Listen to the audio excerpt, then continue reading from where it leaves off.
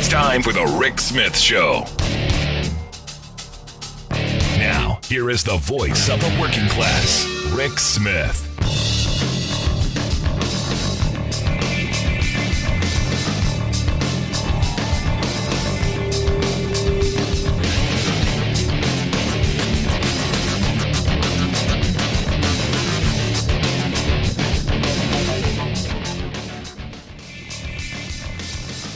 And welcome, brothers, sisters, working class heroes.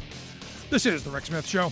Thanks so much for being here today on the big program. Lots to get to, lots to talk about. Amazon Palm Pay. Yes, I came across this thing, Amazon Palm Pay. You can give Amazon your palm print, your handprint, and link it to your credit card and your phone number and all this stuff. And you could just walk into their stores and just give them the palm. You never leave it at home. You never leave home without it. It's brilliant. It's great. It's fabulous. Oh my goodness. It is amazing. Except, here's my problem. You're giving your palm print. You're giving your handprint to Amazon. And my mind went into this place because I have come across this before. Years ago, this is, it's got to be like 2012, 2013. We went to Disney. Took the family, went to Disney, and I was on the train. They've got incredible public service, public transportation is amazing there. If only we could expand that across the country. But I was on the train with a guy, at the time your Tea Party kind of conservative, and he was talking about how wonderful the transportation was, and you go disconnect. But we got to the entrance of the park after a very long, interesting conversation, and he didn't think twice to giving them his thumbprint, because at the time your ticket was tied to your thumbprint.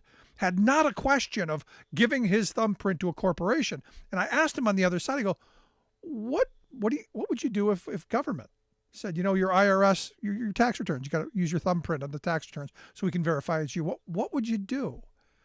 And you could just see his eyes and his head about to explode. Then we just split. I never got an answer.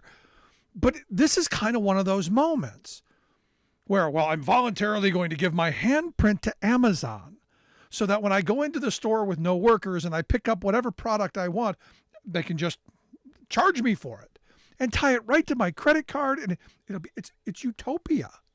And it kind of reminded me a couple of years ago of this company, I think it was somewhere in Massachusetts, that was offering their employees to be chipped. Just put a little chip there in the fatty part of your hand so that when you walk in, you could just punch in. Never leave your ID badge at home. Never anything. It's just right there. You could scan it. You punch in. You could even use the vending machines because they, of course, tied it to your credit card and your paycheck as well. And you can have as many Twinkies as you want. All you have to do is put your hand up to the machine because you're talk to the hand. And my mind is going to this place of mass privatization and of corporations taking over everything, and nobody's seeming to really, I don't know, be upset about it. And, I kept thinking about Republican ideology, GOP ideology of corporate rule and privatization of everything, and how this is kind of the perfect marriage. Hand everything over the corporate interests, fleece consumers, crush workers. It is conservative paradise. It's exactly what the goal is. And the question that I ask all the time is, which are you? Are you a worker or are you a consumer? And I get a lot of people saying, well, we're both. I go, well, which are you first? Which do you think is more important? Getting a decent wage or getting a good deal at the local big box? And sadly, we've been trained that, we got to get the good deal. Got to get the good deal because it's a good deal, even if it's garbage.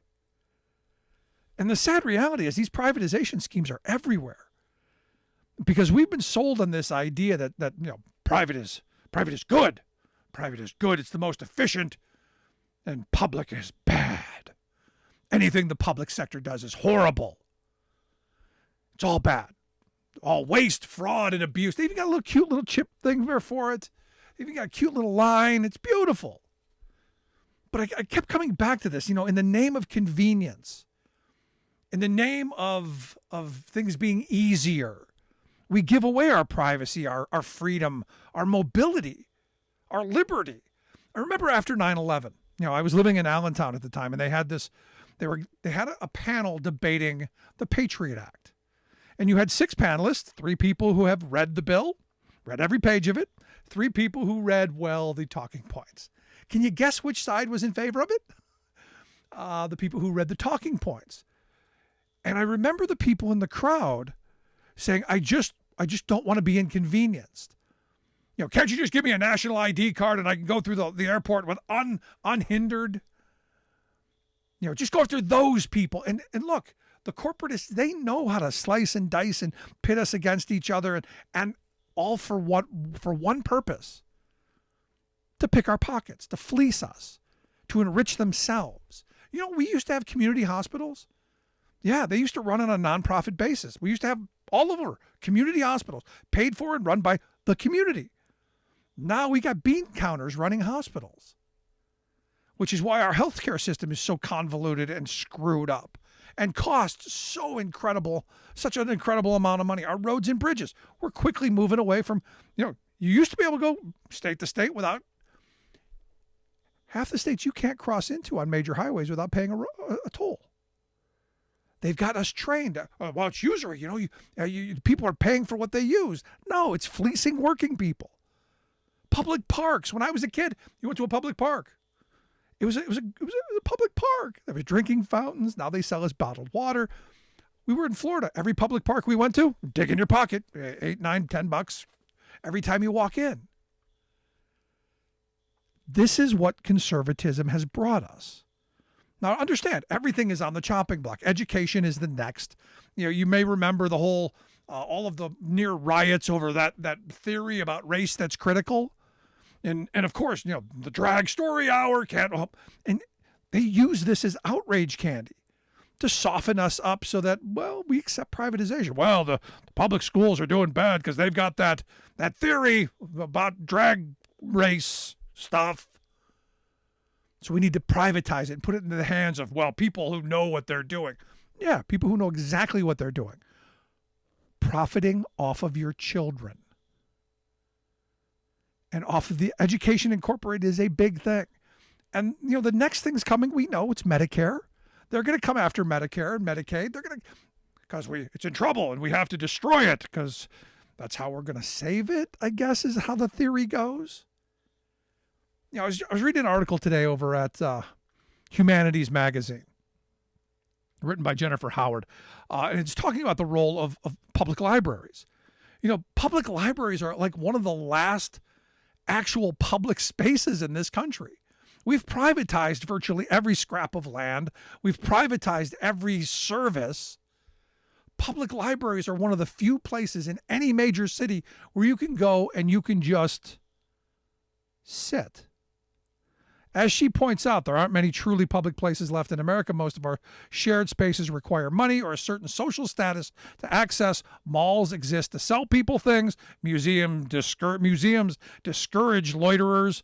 Coffee shops expect patrons to purchase a drink or snack if they want to enjoy the premises. One place, she says, is open to everyone. The public library requires nothing of its visitors. No purchases, no membership fees, no dress codes. You can stay all day. You don't have to buy anything. You don't need money or a library card to access a multitude of on-site resources, including books, ebooks, and magazines, job hunting assistance, computer stations, free Wi-Fi, and much, much more. And she points out that, look, the reality is when these public spaces are available, they have to take on all kinds of societal problems. She said in the morning, the librarian will assist with a research project, run a story hour in the morning, assist with a research project at lunchtime, and in the afternoon, administer life-saving medical aid to a patron who's overdosed on the premises. Now, some people will hear that and go, that's why we need to get rid of them. Because there are people who are trying to, as we speak, privatize our libraries and defund them. And again, these drag hours that have popped up, and there are a handful across the country.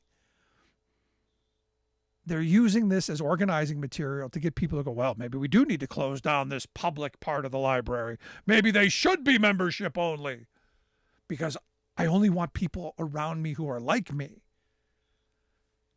And it's kind of frightening to see the future of where conservatism is taking us, because this is their ideology. This is their ideology on steroids. The more they privatize, the more they profit. And the more they can put those people in their place. And it's frightening to me because, Medicare is next. We know this. It's been on their wet dream list for decades. Destroy Social Security, destroy Medicare, destroy Medicaid, destroy what's left of our tattered social safety net. And why?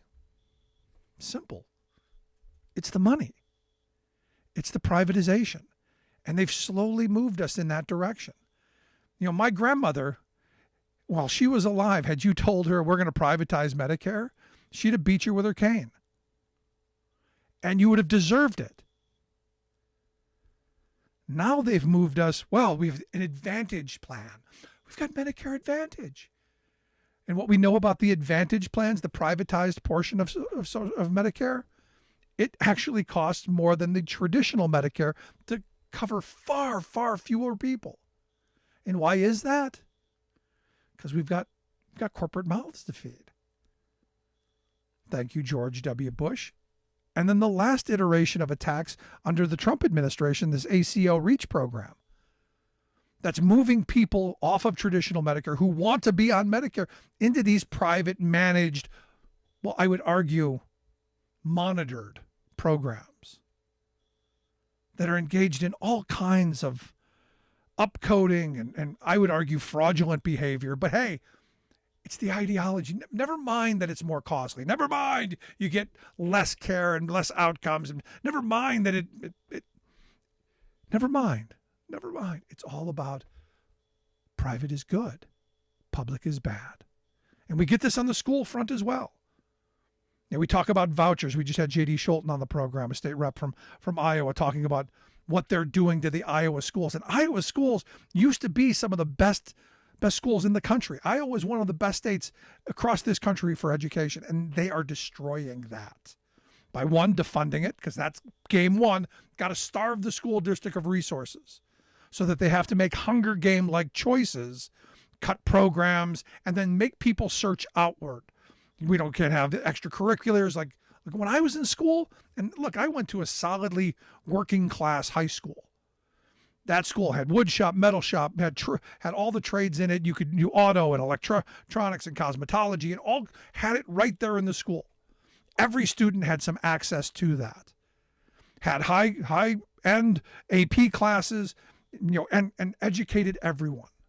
Had all the extracurriculars, football, basketball, baseball, hockey, all this, everything. They did a couple of plays a year, did all kinds of stuff, band, did all those things that people my age remember as, that's the school experience.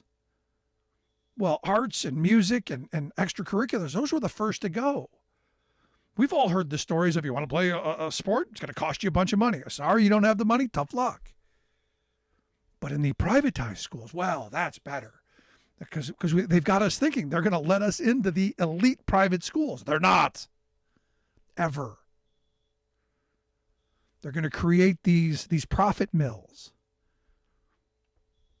They're going to create these little profit mills and skim only the students that they want. And they're going to leave in the public sphere the ones that they can't profit off of. And in that will become the dividing line. The great thing about this country is we were supposedly the melting pot. We all come together. Our strengths mixing together make us better. Oh no, not in conservative world, where we're divided, sliced, and diced and pitted against each other. And the deserving, whoever that is, they're the winners. The rest of us, we're the losers. And oh, by the way, we get to pay for it. Maybe with our palms. Yeah, maybe we'll get that guy to come. Have the chip put in right at birth.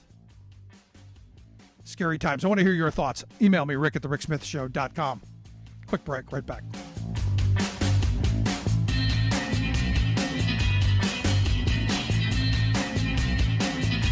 I'm JD Schulten with Courier News, and I'm here to tell you you're probably getting screwed. As a taxpayer, do you like it when your tax dollar goes to a corporation that has no transparency obligations, no required public audits, no public records, no public meetings, and basically no reporting obligation whatsoever? Oh yeah, and that corporation also gets a blank check. How about it when your government, like a state house, creates a special committee for one bill, and it makes a special rule that anything that passes out of that committee gets to bypass the Appropriations Committee and the Ways and Means Committee, which means 1, less public input, 2, less scrutiny to actually how much this will cost taxpayers. That's what happened this week in the Iowa House with the school vouchers bill. It's not just happening here in Iowa. We're seeing school voucher bills brought in other state legislatures like Oklahoma, Idaho, Kansas, Utah, South Carolina, Texas, and more. What's driving these school voucher bills? You guessed it, money. Last July, there was a Data for Progress poll that showed 71% of Iowans opposed this bill. So what do you do when you're about to pass something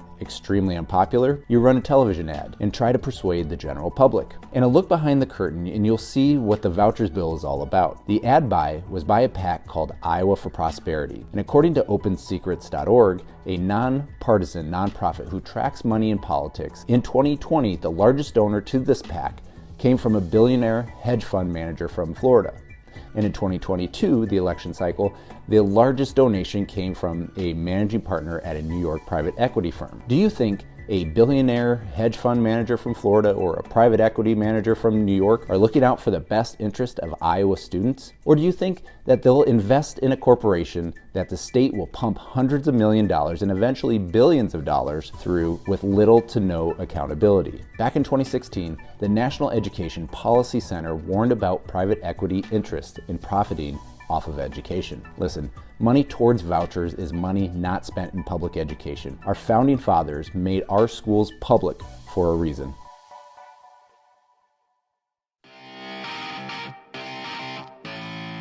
Welcome back to the Rick Smith Show. Now, here is Rick Smith. So it was video release day. They released the video of Paul Pelosi being attacked. And of course, conservatives, their minds had to go into, well, you know, trying to justify how maybe he deserved being hit in the head with a hammer because he was in a dress shirt and looked like shorts, holding a beer while holding on to the guy who's holding the hammer. I saw a very disturbing video, and I guess it's where the conservative mind goes. And then, of course, the Memphis videos, which I got to tell you, there's a reason they release it on a Friday at 6 o'clock. These are disturbing. These are disturbing videos. And again, as I said, we have got to reimagine our policing. We've got to train. We've got to do something, because watching those videos were just beyond angering. And there's no excuse. And the part that I found, the video that I found most disturbing was at the end after they've beaten this man senseless. And again, this is not a white or black thing. These were all black cops beating up a black guy who did run. And look, shouldn't have run. But what they did to him, basically holding him up with his hands behind his back and just pummeling him. Guys on the ground, they're kicking him in the face. I mean, it was brutal to watch. And there's no justification. But at the end, one of the videos that they released is all these cops standing around doing what they then do. Oh, he reached for my gun, even though, looking at the video, you couldn't see it. Oh, he did this. Oh, they're concocting their story. They're getting their story on tape going, oh, well, you saw him do that. Oh, yeah, I saw him do that. As they're basically creating their defense, because they know what they did. They know what they did is going to get them into some real trouble. And I hope they're held accountable. I hope they never see the streets again. But again, it comes back down to this moment where we're in these divides. I look at that video and I'm appalled. I can say, yes, should not have run. But the police, given the power that they have, wow. the awesome power that they have and to abuse it in that fashion, and then to repeatedly abuse. In fact, it was hard to watch as they beat this guy till they could no longer do it, had to go get a breather and then come back. Absolutely disgraceful. And again, it's not a white-black thing. These were all black cops beating up a black suspect. This is just people being inhumane.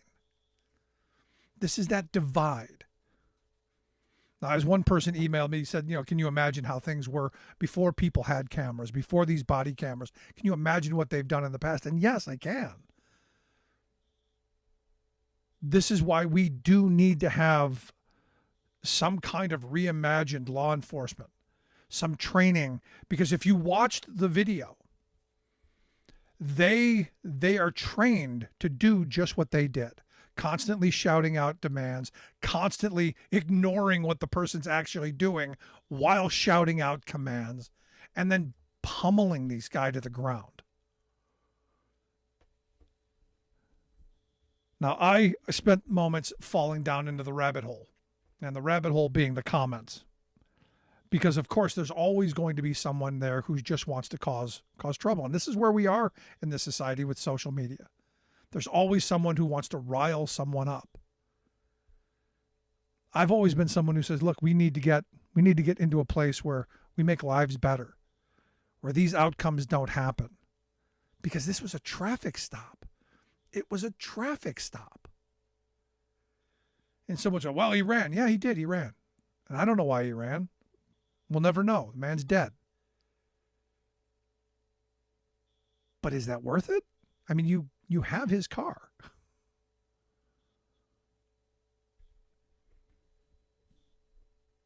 It's one of those things that, I guess, priorities and the people who we give this awesome power to should be the ones who are able to de-escalate.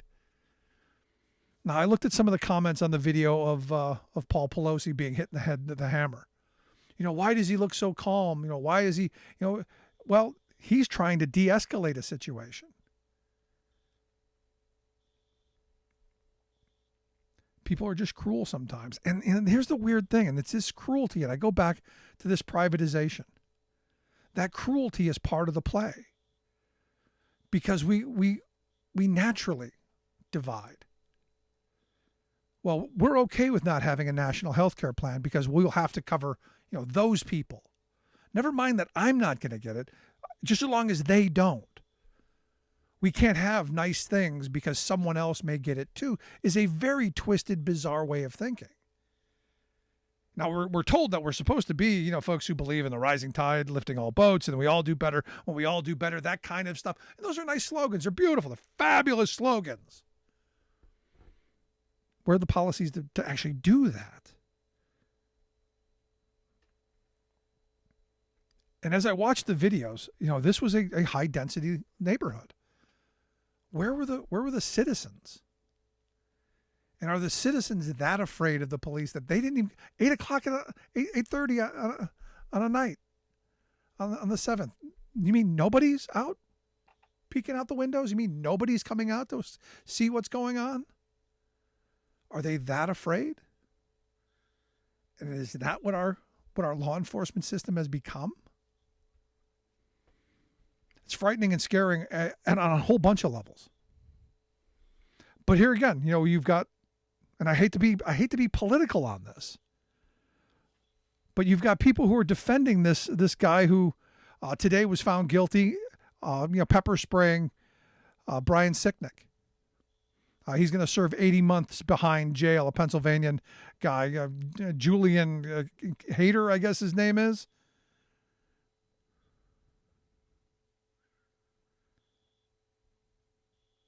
And you go, is that enough?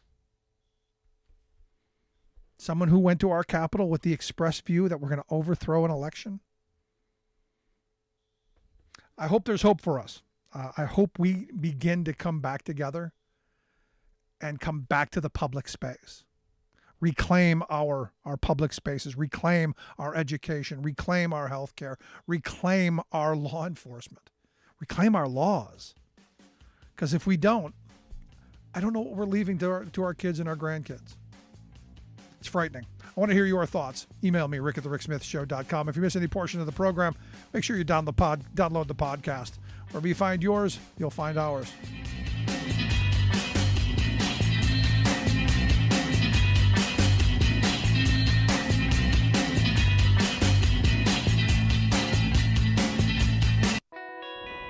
It doesn't matter what kind of weather. It doesn't matter what time of day or night. When Mother Nature's done her worst, the only thing that matters to us is keeping the lights on for you. The hardworking women and men of the International Brotherhood of Electrical Workers, dedicated to keeping the power on in communities all across the country. Because when bad weather strikes, we know what matters most. IBEW, the power professionals. I took 2 years of electric in high school, and I was the only girl in the class there. Here, I'm the only girl as far as installers go. I'm a single mom, too. I joined the union because it gave me options for health care and life insurance so that I know my son's taken care of. I like what I do. Like, this is the best job I've ever had. You think solar panels is more like California. You wouldn't think Appalachia would have any. It would be smart if the government would invest more in clean energy resources.